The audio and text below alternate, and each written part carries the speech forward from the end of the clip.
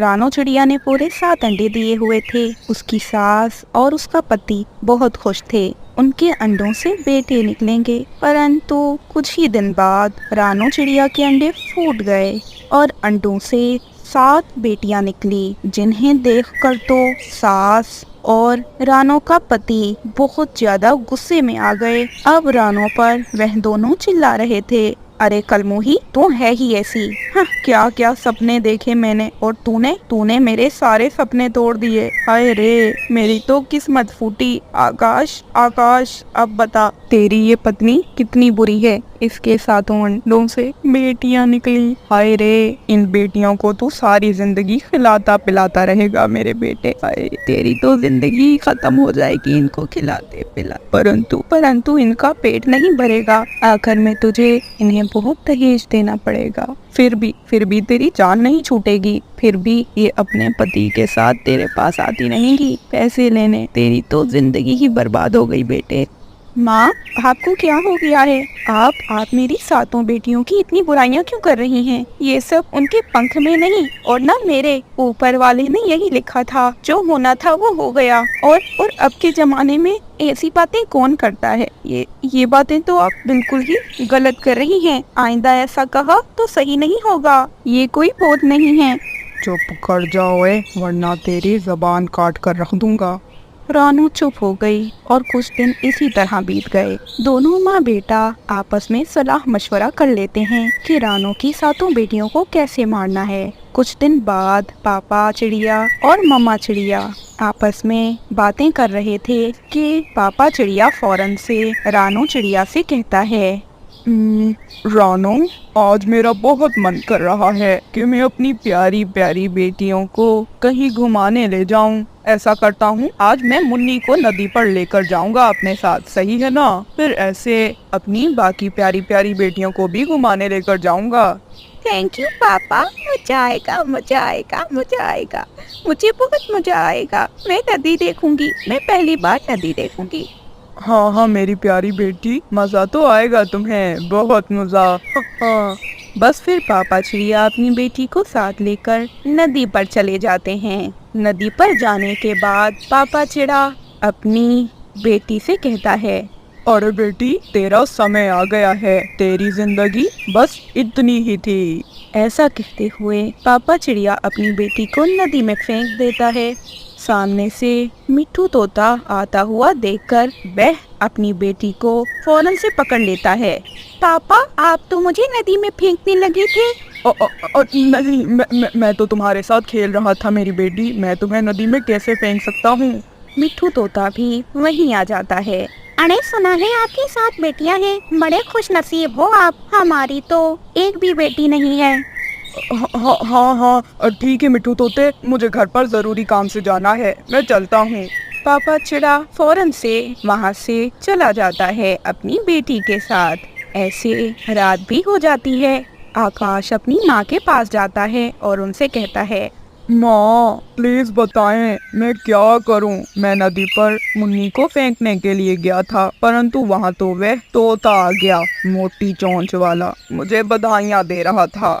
बेटा, इन 7 बेटियों को मारने का एक ही तरीका है, और वह तरीका है कि तू किसी चीज से इनका कत्ल कर दे। परंतु ऐसा मुमकिन नहीं। तू ऐसा कर कि किसी चील को कह दे, कोई चील तेरी इन 7 बेटियों को मार डाले। क्योंकि अगर तू अपने बच्चों को खुद ही मारेगा या फिर अपने साथ लेकर गया तो रानो चुप नहीं रहेगी, वह समझ जाएगी कि तूने ही अपनी बेटियों को मारा है।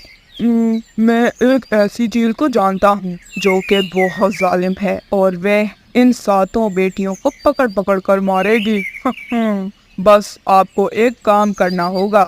और फिर अगले दिन सुबह सवेरे आकाश की माँ रानू के पास भागी भागी आई। अनु बेटा, जल्दी कर, चल मेरे साथ। क्या हुआ माँ, बताएं तो, कोई जरूरी काम है आपको?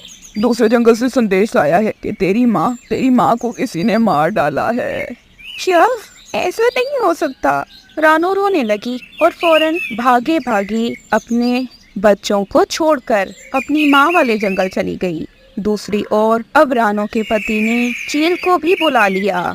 आकाश चिड़ा चील को घर का दरवाजा खोल के दे देता है और खुद वह अपने घर से बाहर आ जाता है। रानू ने तो बहुत भोजन इकट्ठा किया था बेटा, बाकी पक्षियों ने ज्यादा भोजन इसीलिए इकट्ठा नहीं किया क्योंकि उनको पता नहीं था कि बारिश इतने समय रहेगी और बिजली चील भी हमारे जंगल में आ जाएगी। दूसरी ओर बुलबुल के बच्चे भूखे रो रहे थे। बच्चों, मैं आपके लिए भोजन का इंतजाम करती हूँ, आप हौसला रखो। बाहर बिजली चील है, मैं क्या करूँ? अगर मैं बाहर गई तो कभी न लौटूंगी। फिर मम्मा बुलबुल बड़ी मुश्किल से हौसला करती है और घर से निकलती है। बदकिस्मती से चील भी ऊंची उड़ान ले रही थी। वो तेजी से आती है और बुलबुल को उठाकर ले जाती है। ये सब गोरी कौवे भी खिड़की से देख लेती है। वो फौरन से खिड़की बंद करके कालू कौवे के पास जाती है और रोने लगती है। कालू, हाय कालू, बुलबुल बुलबुल मार दिया, चील ने बुलबुल को मार दिया। ओहो, अब तो ये चील बुलबुल के बच्चे भी खा जाएगी। मुझे बुलबुल के घर जाना चाहिए। बुलबुल बहन अब इस दुनिया में नहीं रही, परंतु हमें चाहिए कि हम उसके बच्चों की हिफाजत करें। कालू कौवा बाहर देखता है, चील तो बाहर न थी। कालू कौवा बुलबुल के घर जाता है और उसके बच्चों को ऐसा कहता है, प्यारे बच्चों, मेरे साथ चिड़िया आंटी के घर चलो। हमारे मम्मा को चील ने मार दिया। हमारी गलती जो हमने मम्मा से कहा कि हमारे लिए भोजन लाए। हौसला करो बच्चों, चलो मेरे साथ। फिर कालू उन छोटे छोटे मासूम बच्चों को रानो चिड़िया के घर ले जाता है। रानो चिड़िया बच्चों को दाना देती है। बच्चे दाना खा लेते हैं और फिर रानो चिड़िया उन्हें एक नरम घोंसले में सुला देती है। कुकू और गुड़िया भी सो जाते हैं।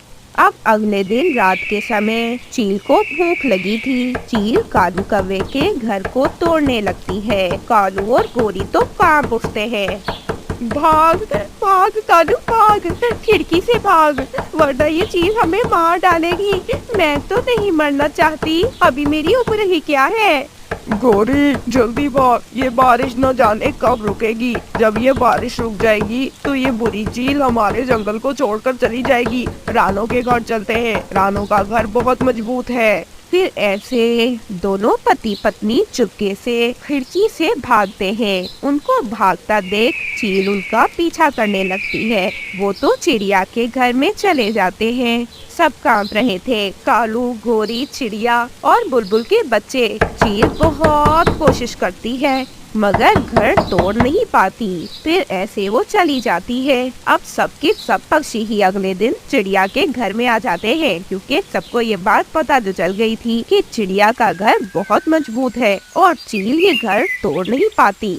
अगले दिन बारिश भी शाम के समय रुक जाती है। चील भी वो जंगल छोड़कर वहाँ से चली जाती है। चील ने तो अब वो जंगल छोड़ दिया। कौवे से कहती है, कालू भाई, जैसे मेरे बच्चे वैसे ही बुलबुल के बच्चे भी मेरे ही बच्चे हैं। अब मैं बुलबुल के बच्चों का अब से ऐसे ही ध्यान रखूंगी और इनकी ऐसे ही परवाह करूंगी जैसे मैं अपने बच्चों की करती हूँ। जहाँ मैं अपने बच्चों का भोजन लाती हूँ वहाँ इनका भी ले आऊंगी। जहाँ मैं अपने बच्चों से इतना प्यार करती हूँ तो इनसे भी कर लूंगी। मैं नहीं चाहती कि हम इन बच्चों को खुद से दूर करें। नहीं बहन चिड़िया, आप इन्हें अपने पास नहीं रख सकती। मैं बुलबुल के एक रिश्तेदार को जानता हूँ। मैं सोच रहा हूँ कि उसे ले आऊँ क्योंकि उसकी कोई संतान नहीं है। वो और उसकी पत्नी अकेले रहते हैं। वो इस बात को जानकर कि बुलबुल नहीं रही तो बुलबुल के बच्चों को अपने पास रख लेंगे।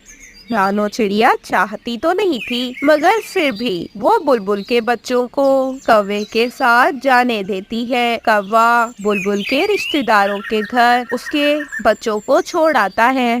बुलबुल के बच्चे अब अपनी जिंदगी खुशी से बिता रहे थे। दूसरी ओर कालू कौवे ने भी अपना पक्का घर बना लिया था। इस बार कौवे समेत बाकी पक्षियों ने अपने घर। रानो चिड़िया अपने घोंसले में बहुत आराम से अपने बेटे के साथ सो रही थी। इतने में रानो चिड़िया को ऐसा महसूस होने लगता है जैसे कोई उसके बहुत पास बैठा हो। चिड़िया फौरन से आंख खोल कर देखती है। सामने का नजारा देखकर चिड़िया तो कांप उठती है, क्योंकि सामने तो बड़ी चील थी। चील दीदी आप? हाँ, मैं आपकी चील दीदी। रात के समय मुझे बहुत भूख लगती है चिड़िया, और मेरा मन करता है कि मैं आप जैसे छोटे पक्षियों को चीर फाड़ कर खा जाऊं। और तुम्हारा ये छोटा बच्चा तो बहुत सुंदर है, मैं तो इसे 1 मिनट में ही पूरा का पूरा खा जाऊंगी।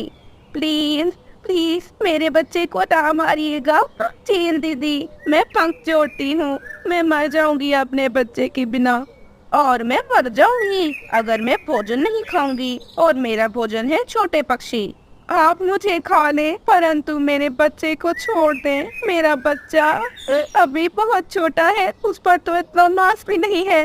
ठीक है, जैसी तेरी इच्छा। चील आगे बढ़ती है। छोटा कुकू फौरन से चील की आंखों में चोंच मारने के लिए आगे बढ़ता है। वो चील की आंख में चोंच मारता है। चील एक आंख से अंधी हो जाती है और वहाँ से भाग जाती है। रानो चिड़िया ये देखकर बहुत खुश होती है। बेटा कुकू, आप बहुत बहादुर हो मेरे बेटे। आपने आज अपनी और आपकी मम्मा की दोनों की जान बचाई है। पर अब हम यहाँ सुरक्षित नहीं हैं, हमें जाना होगा। हमें इस जंगल से जाना होगा, वरना ये चील हमें जिंदा नहीं छोड़ेगी। अभी ये बदले की आग में जल रही होगी। और फिर रानो चिड़िया कबूतर के घर जाती है। वो कबूतर के दरवाजे पर दस्तक देने लगती है। अरे कौन है दरवाजे पर? मैं हूँ कबूतर भाई। मैं और मेरा बेटा कुकू बड़ी मुसीबत में हैं। कृपया करके हमारी मदद कीजिए। कबूतर चिड़िया की आवाजें सुनकर दरवाजा खोल देता है। चिड़िया तुरंत से अपने बच्चे के साथ कबूतर के घर में आ जाती है। रानो चिड़िया की सांस तो फूली हुई थी और उसके तो पंख भी कांप रहे थे। और चिड़िया दीदी, आप इस समय आप इतना डरी हुई क्यों लग रही हो? क्या हुआ है? और फिर रानो चिड़िया सारी बात कबूतर को बताती है।